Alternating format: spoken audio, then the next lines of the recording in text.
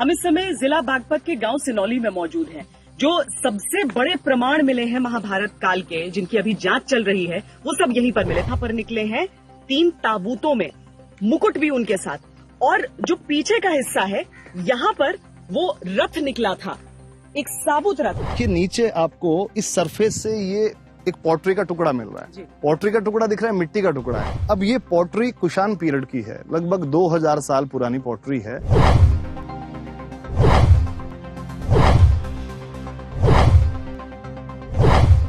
आज हम artificial intelligence और टेक्नोलॉजी के दौर से गुजर रहे हैं, लेकिन उत्तर प्रदेश का बागपत जिला महाभारत काल के लाक्षागृह को लेकर चर्चा का विषय बना हुआ है। ये वही लाक्षागृह है जहां पांडवों को जिंदा जलाकर मारने की कोशिश की गई थी। दरअसल बागपत जिले में लाक्षागृह और मजार विवाद पर 53 साल से चल रहे एक मुकदमे का फैसला आया है। 100 बीघा जमीन पर चल रहे विवाद में हिंदू पक्ष को जीत मिली है। इस पर मुस्लिम और हिंदू पक्ष दोनों अपना अपना दावा पेश कर रहे थे। हिंदू पक्ष का दावा था कि ये महाभारत कालीन लाक्षागृह है, वहीं मुस्लिम पक्ष इस जमीन को सूफी संत शेख बदरुद्दीन की मजार और कब्रिस्तान बता रहा था। सालों चले मुकदमे के बाद कोर्ट ने पाया कि जिस जगह को कब्रिस्तान बताया जा रहा था वो महाभारत कालीन लाक्षागृह है। ASI सर्वे में भी महाभारत काल के कई सबूत मिले हैं। कहा जाता है कि बरनावा प्राचीन काल में वर्णाव्रत के नाम से जाना जाता था। जानकारी के मुताबिक साल 1970 में सरधना की कोर्ट में वक्फ बोर्ड के पदाधिकारी मुकीम खान ने एक वाद दायर कर ये दावा किया था कि बरनावा स्थित लाक्षागृह टीले पर शेख बदरुद्दीन की मजार और एक कब्रिस्तान मौजूद है। वहीं हिंदू पक्ष की तरफ से ये कहा जा रहा था कि ये पांडवों का लाक्षागृह है। इसके बाद पुरातत्व विभाग के सर्वे में यहाँ से महाभारत काल के कई अवशेष मिले थे। इसके साथ ही यहाँ एक सुरंग और कई पौराणिक दीवारें पाई गई थीं। कहा जाता है कि ये वही सुरंग है जहाँ से बचकर पांडव लाक्षागृह से बाहर निकले थे। इस जगह एक प्राचीन टीला भी मौजूद है, जिसे लाक्षागृह टीला के नाम से जाना जाता है। कोर्ट ने ASI रिपोर्ट के हवाले से सबूतों और गवाहों को देखने के बाद माना कि विवादित जगह पर कब्रिस्तान नहीं बल्कि लाक्षागृह है। आइए आपको लेकर चलते हैं मुकदमे में हिंदू पक्ष के वकील रहे रणवीर सिंह तोमर के पास और जानते हैं कि वो इस मामले को किस तरह से देखते हैं। सन 70 में मुकदमा मुकीम खान वगैरह जो मुसलमान थे उन्होंने ये कहकर के दायर किया था कि ये कब्रिस्तान है, और उसके बाद हमने कहा नहीं कब्रिस्तान नहीं है, लाक्षागृह है ये जो है। तो ये मुकदमा चलता रहा 70 से 97 में, फिर मुकदमा यहाँ आ गया बागपत में सन 97 से मैं ही पैरवी कर रहा हूँ इसकी, इस मुकदमे की जो है। अब कोर्ट ने जजमेंट दिया इस बात के लिए कि ये जो है ये कोई वो नहीं है, कोई कब्रिस्तान नहीं है, ये लाक्षागृह है, ये प्राचीन काल से है, ये महाभारत काल से है, और ये महाभारत काल का ही ये सब वहाँ मोनूमेंट्स वगैरह जो हैं, जो चिन्ह होते हैं, प्राचीन चिन्ह जो होते हैं वो हैं मौके पर जो है। मैं और गवाही होने के बाद ये पाया कोर्ट ने इस बात के लिए कि ये वास्तव में कब्रिस्तान नहीं है, और ये करीब 108 बीघे ज़मीन है। ये एक मानसिक टिल्ला है, ये बहुत ऊंचा टिल्ला है जो है ये। और ऊंचा टिल्ला क्यों है ये? टिल्ला इसलिए है ये कि चूँकि यहाँ बता रहे इस बात के लिए कि यहाँ पांडव आए थे और उनको जलाने के लिए, मारने के लिए एक लाखा मंडप बनाया गया था, और रेवेन्यू कोर्ट्स में भी जो है ये लाखा मंडप भी दर्ज है। आज तक भी लाखा मंडप ही दर्ज है कागजों में। कोर्ट ने उसको माना इस बात के लिए। हमारी सहयोगी श्वेता सिंह ने लाक्षागृह को विजिट किया है और हमें बताया कि ऐतिहासिक नजरिए से इस जगह की अहमियत क्यों है। हम इस समय जिला बागपत के गांव सिनौली में मौजूद हैं। जो सबसे बड़े प्रमाण मिले हैं महाभारत काल के, जिनकी अभी जांच चल रही है, वो सब यहीं पर मिले थे। आप सोचेंगे कि मैं एक खेत में खड़ी हूं, यहाँ पर पीछे गन्ने की फसल है और हर तरफ यही है, क्योंकि ये पूरा जो है ये शुगरकेन बेल्ट ही है, यहाँ पर गन्ने की ही खेती की जाती है। लेकिन उसके बीच किसे मालूम था कि ये जमीन मुमकिन है कभी रक्त रंजित रही हो, क्योंकि यहीं पर मेरे ठीक पीछे जो थोड़ा थोड़ा गीला सा हिस्सा आप देखते हैं, वो गीला इसीलिए है क्योंकि वहां पर मिट्टी भरा गया है वहां की खुदाई के बाद, ताकि इस पूरे इलाके को संरक्षित रखा जा सके। यहां से चीजें निकालकर दिल्ली में लाल किले पर भेज दी गई हैं, जहां पर विदेशी एक्सपर्ट्स भी जांच कर रहे हैं कि ये किस काल के हो सकते हैं। लेकिन यहां से इसके ठीक बगल में मैं बताऊं, यहां से एक चारपाई निकली, उसके बगल से ताबूत, कुल 3 कंकाल यहां पर निकले हैं। 3 ताबूतों में मुकुट भी उनके साथ, और जो पीछे का हिस्सा है यहां पर वो रथ निकला था, एक साबुत रथ। यूं तो पूरी दुनिया में जब कहीं पर भी खुदाई हुई है, मेसोपोटामिया से लेकर के सभ्यता के निशान ढूंढने से लेकर भारत तक कई दफा पहिए या फिर कोई एक हिस्सा मिल जाता है, लेकिन सोचिए ये जो आपको धरती का ये टुकड़ा दिख रहा है जहां पर खेती भी की जाती थी, वहां पर जमीन के नीचे एक साबुत रथ निकला। यहां पर कई चीजें इतनी भारी बताई गई कि उन्हें उठाने के लिए लोग जुट जाते थे, लेकिन वो चीजें अपनी जगह से टस से मस नहीं होती थी। लेकिन सवाल ये उठ रहा है और सबके मन में, आपके मन में भी उठ रहा होगा कि आखिर ये कौन सी अविश्वसनीय परंपरा है कि अगर ये महाभारत काल के हैं, महाभारत काल के योद्धा हैं, तो इन्हें दफनाया क्यों गया आखिर ताबूत में रखकर? जो लोग भारतीय सभ्यता को विदेशों से आयातित मानते हैं, जो लोग ये मानते हैं कि दुनिया के बाकी देशों के मुकाबले भारतीय सभ्यता नहीं है, जो लोग ये मानते हैं कि रामायण महाभारत काल्पनिक है, सच्चाई नहीं, उन लोगों को हमारे आज के अद्भुत, अविश्वसनीय, अकल्पनीय साक्ष्य जरूर देखने चाहिए। ये प्रमाण है योद्धाओं के रथ के, ये प्रमाण है अस्त्र के, शस्त्र के, मुकुट के, ये प्रमाण है कि समानांतर सभ्यताओं के मुकाबले भारतीय सभ्यता अधिक विकसित थी। हम इस समय बरनावा में मौजूद हैं, जहां पर करीब 5000 साल पुरानी सभ्यता के प्रमाण मिले हैं। हालांकि हम जहां पर इस समय हैं, ये उसी टीले पर बनाया गई एक मुगल इमारत है जिसका इतिहास करीब 500 से 600 साल बताया जा रहा है। हजारों वर्ष पहले जिस रात यहाँ बने लाक्षागृह को दुर्योधन ने जलवाया था, तब पांडव विदुर की मदद से एक सुरंग के रास्ते बच निकलने में कामयाब रहे थे। आइए देखते हैं कि सदियां बीत जाने के बाद भी वो सुरंग किस रूप में है। समय के साथ बहुत कुछ बदल जाता है। यहाँ पर बताया जा रहा है कि लाक्षागृह है और यही वो गुफा है जहां से होकर पांडव निकले थे। लाक्षागृह में जो षड्यंत्र था उनके खिलाफ, उससे बचकर यहीं से निकले थे। लेकिन आपको इसमें निर्माण दिखेगा तो ताजा निर्माण दिखेगा। वो इसीलिए क्योंकि समय के साथ बहुत अलग अलग लोगों ने इन गुफाओं का प्रयोग अलग अलग तरीके से किया। लेकिन इसके भीतर घुसते हुए हम ये जरूर देखने की कोशिश करेंगे कि ये गुफा अंदर से कैसा है। तो ये बेहद संकरी गुफा है, आप देख सकते हैं। और लोग यहाँ पर अलग अलग बातें कहते हैं। कोई कहता है कि बहुत हाल में इस गुफा को खोदा गया है, कुछ कहते हैं कि नहीं ये पौराणिक है, कुछ कहते हैं कि पहले एक फकीर बाबा भी इसका इस्तेमाल किया करते थे। लेकिन जो कहानी है, जो पौराणिक कहानी है, वो ये कि ये नदियों का जहां पर मिलन होता है वहां पर ये गुफा जाकर खुलती है। जो उल्लेख है महाभारत में वो ये कि जब लाक्षागृह में पांडव वहां से भागकर निकले थे तो वो इसी गुफा से होते हुए और बाहर की ओर निकले थे। लेकिन अब आप नदियों तक भी नहीं पहुंच सकते हैं क्योंकि इसकी छत बहुत इलाकों में नीचे धंस गई है। इसीलिए लोग भी इसके भीतर जाते नहीं है। कहते हैं कि इतनी लंबी ये गुफा हुआ करती थी कि एक जगह से दूसरे जगह कोई अनजान व्यक्ति जाए तो वो खो भी सकता है। आइए अब हम एक्सपर्ट से जानते हैं कि बरनावा की एक्सकवेटेड साइट से महाभारत से जुड़े क्या क्या साक्ष्य मिले हैं। ये जो एक्सकवेशन यहाँ पर हुआ है, इसकी सबसे खास बात क्या है आपके हिसाब से?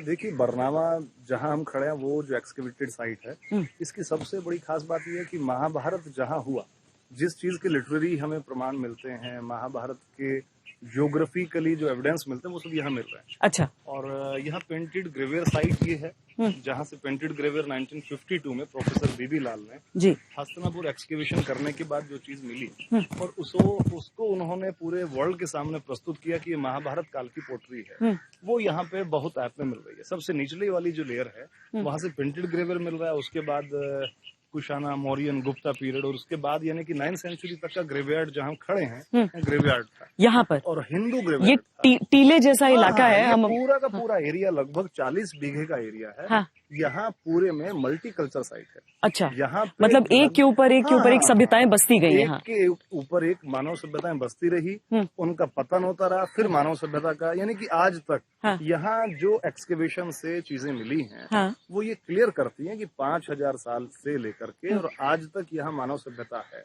लेकिन इसमें ये समझाइए, यहाँ पर भी बता रहे हैं कि ये ग्रेवयार्ड मतलब बहुत सारे कब्र मिले हमें, समाधि हम कह लें। जी जी।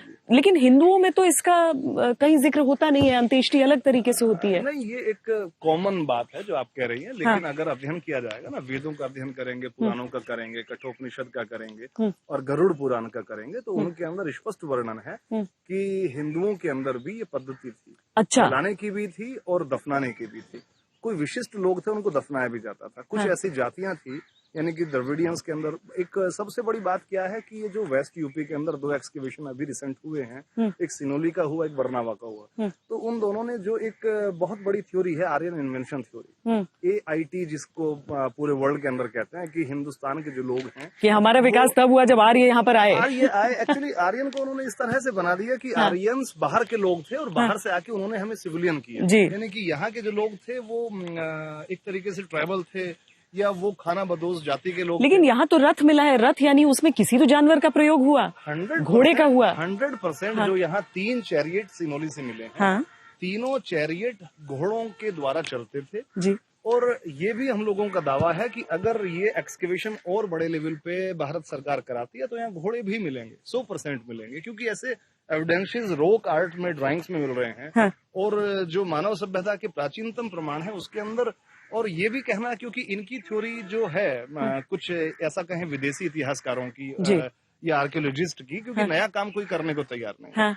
आज हिंदुस्तान को एक ऐसा सीरा मिला है कि जिसको पकड़ के हिंदुस्तान अपनी पूरी हिस्ट्री को चेंज कर सकता है। चेंज करना से मतलब ये नहीं है कि हमें जो पुराने स्थापित मान्यता उनको खत्म करना है, लेकिन इतिहासकारों का दायित्व है जो मिल रहा है और जिस तरह से जो सही है उसको प्रस्तुत कर दिया जाए। ज्योग्राफिकली डाटा हम लोगों को कलेक्ट करना होगा। महाभारत के अंदर वर्णन मिल रहा है कि ये जो एरिया है ये उन 5 गांवों के बीच में है। यानी कि जो श्री कृष्ण ने 5 गांव मांगे कौरवों से पांडवों के लिए, उसमें एक पानीपत मांगा, सोनीपत मांगा, एक बरनावा जहां हम खड़े हैं वारनाव्रत ये मांगा, एक बागपत मांगा। 5वां गांव जिसका नाम अज्ञात है, उसका नहीं मिलता, लेकिन यमुना के उस किनारे 2 गांव और यमुना के इस किनारे 2 गांव और उनके बीच में सिनोली है। तो आप ये देख सकते हैं कि अगर श्री कृष्ण कौरवों से 5 गांव पूरे साम्राज्य के आमने और सामने के रूप में मांग रहे हैं तो वो कितनी इंपॉर्टेंट जगह रही होगी। और उसके बीच में हम खड़े हैं और यहाँ का जो कल्चर सीक्वेंस जो यहाँ की मिल रही है वो पूरी पेंटेड ग्रेवियर की 5000 साल पुरानी मिल रही है। उसके साथ आज तक मानव सभ्यता यहाँ पे है। और अब जो सिनोली में एक्सकेवेशन हुआ है, जो चैरियट मिले हैं, कॉफिन्स मिले हैं, वो इतने ज्यादा इम्पोर्टेंट हैं कि पूरे के पूरे एशिया में पहली बार मिले। जॉर्जिया मिले हैं, चाइना के अंदर चैरियट मिला, लेकिन इतनी अच्छी हालत में, बिल्कुल पूरी तरह से वो उनकी व्हील्स भी हैं। अच्छा, मुझे कॉपर का भी की अहमियत समझाइए, क्योंकि बताया जा रहा है कि इसमें कई जगह इस धातु का इस्तेमाल हुआ है। ये आपने एक क्वेश्चन बहुत इंपॉर्टेंट इस वजह से है कि पूरे वर्ल्ड के अंदर मेटल सबसे पहले कॉपर का इजाद मानव ने किया और अपने दैनिक उपयोग में जो वो हथियार टूल्स अपने बनाते थे, पहले वो पत्थरों से बनाए, मेगालिथ पीरियड से लेकर के फिर बाद के पीरियड तक, यानी कि न्यूलिथिक पीरियड तक वो पत्थरों के हथियार बनाते रहे। उसमें पत्थर चेंज करते रहे अपनी जरूरत के हिसाब से, कठोर पत्थर। लेकिन जब उसे लगा कि पत्थर इतने ज्यादा लंबे टाइम तक टिकते नहीं है, टूट जाते हैं, तो उन्होंने कोशिश करी। और महाभारत में भी ये वर्णन मिलता है कि श्री कृष्ण ने महाभारत युद्ध लड़ने के लिए पांडवों के लिए एक पहाड़ पे जाके तपस्या करी और वहां उस पहाड़ को तोड़ के या उसका चूरन करके एक धातु बनाई लाल रंग की, और उससे महाभारत के उन्होंने हथियार बनाए। तो अब यहाँ उसको उस लिटरेरी सोर्स को सीधे अगर जोड़ते हैं तो पूरे पश्चिम उत्तर प्रदेश में गंगा और यमुना के बीच के जगह, यानी कि इस बीच के दोआब से बहुत सारे स्थानों से यहाँ पे कॉपर होल्ड कल्चर के वेपन्स मिलते हैं, यानी कि सोर्ड्स मिलती है, हार्पोन्स मिलते हैं,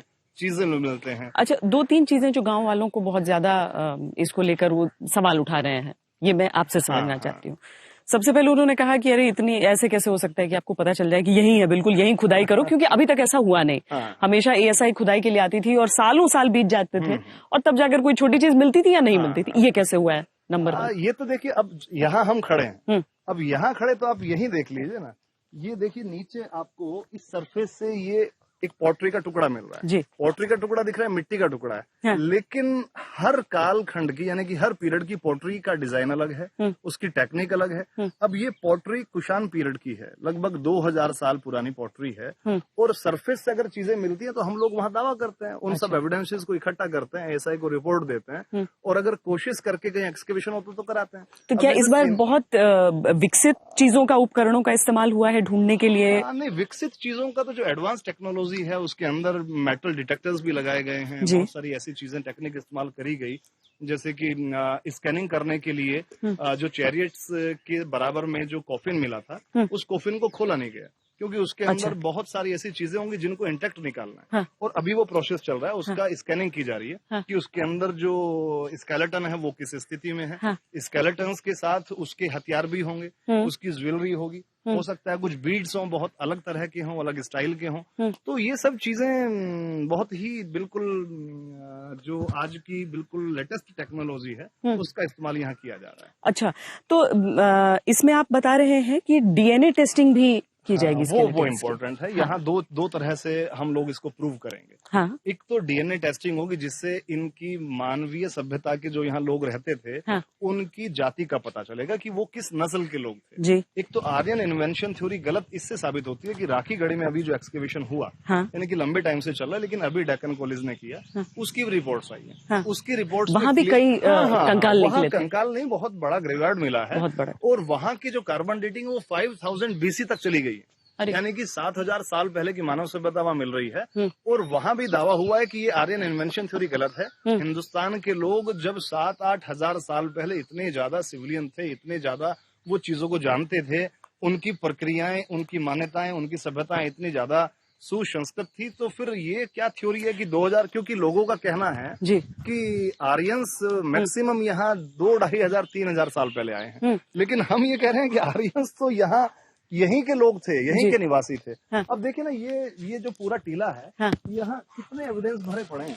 अब ये आपको ह्यूमन बोन दिख रही है, ह्यूमन अच्छा। बोन। अब अगर इसका डीएनए हो, इसको प्रॉपरली देखा जाए, अब सीधे ये ब्रिक दिख रही है। आप ये देखिए पूरा का पूरा पोर्ट दबा हुआ है, ये चारकोल दिख रहा है। अब इस चारकोल की अगर ढंग से कार्बन डेटिंग, ये चारकोल ना, अगर ये सबसे बड़ा एविडेंस है चारकोल, यानी कि मानव सभ्यता थी, यहाँ उसका चूल्हा रहा है आदमी का। अच्छा। तो ये चारकोल दिख रहा है पूरा। ये ह्यूमन आपको दिख जाएंगी सारी की सारी।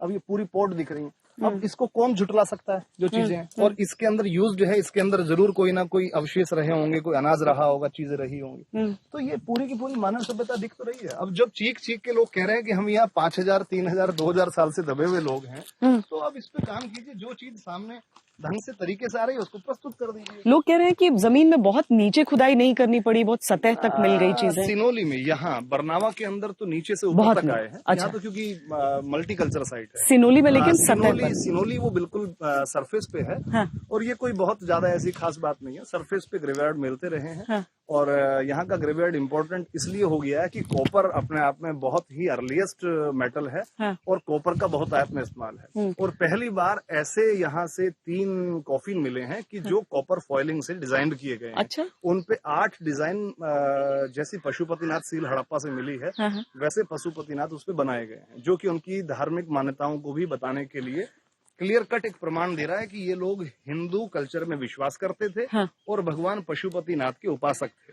तो ये जितनी भी चीजें हमें मिल रही हैं, इसकी क्या विदेशी एक्सपर्ट्स भी तस्दीक करें? क्योंकि एक परंपरा सी रहती है कि भारत में आप कहते हैं तो लोग मानेंगे। नहीं, मैंने इस मुद्दे को उठाया था कि हाँ। इंडियन जो इतिहासकार उन सबको एकजुट होकर के और अच्छे से काम करना चाहिए, और जो कार्बन डेटिंग है, डीएनए टेस्टिंग है, उनको भी आधार बनाना चाहिए। हाँ। लेकिन अभी विदेश के भी काफी लोग हैं, कौशल इस पे काम कर रहे हैं। और जब से हम लोगों ने आर्यन इन्वेंशन थ्योरी पे सवाल उठाए हैं, तब से कुछ बहुत ज्यादा प्रतिष्ठित और पुरस्कार पाए हुए इतिहासकार हैं, वो लगे हुए हैं कि किसी तरीके से पुराने जो चीजें उन्होंने बताई और बनाई हैं, उन्हीं को यहाँ पे बनाए रखें। और अभी तो बहुत सारी प्रॉब्लम्स ये हैं। विज्ञान की थ्योरीज दुनिया में बदल जाती हैं, इतिहास हमारा क्यों नहीं, अगर ये सारे प्रमाण दिखते हैं? अब ये तब होगा कि जब इतिहासकार सही दृष्टिकोण से काम करें और जो तथ्य है उस पे काम करें। इतिहास की दृष्टि से जो लिटरेचर है हिंदुस्तान का, वेदों का पारायण करें। वेदों के साथ जो बुद्धिस्ट और जैन लिटरेचर है, जैन आगम है, प्राकृत का लिटरेचर है, संस्कृत का लिटरेचर है, उन सभी को एक पायलट प्रोजेक्ट बना के गवर्नमेंट काम कराए। और मेरा कहना है कि महाभारत सर्किट और रामायण सर्किट सेंट्रल गवर्नमेंट बना रही है, उसके साथ इस योजना को बनाना चाहिए कि महाभारत और रामायण सर्किट के जितने ऐसे आर्कियोलॉजिकल साइट्स हैं जहां पर एविडेंस मिल रहे हैं, जो कि 5000, 4000 साल पुराने कम से कम है, तो वहां एक्सकेवेशन करा दिया जाए और जो चीजें मिल रही हैं उसको प्रस्तुत कर दिया जाए। पूरे विश्व के लोगों को मानना पड़ेगा। जी। जब जो चीज सामने दिखेगी उसको कैसे नकार पाएंगे। जी। आपको ये स्टोरी कैसी लगी, हमें कमेंट सेक्शन में जरूर बताएं। ऐसी ही स्टोरीज और अपडेट्स पाने के लिए सब्सक्राइब करें आज तक AI।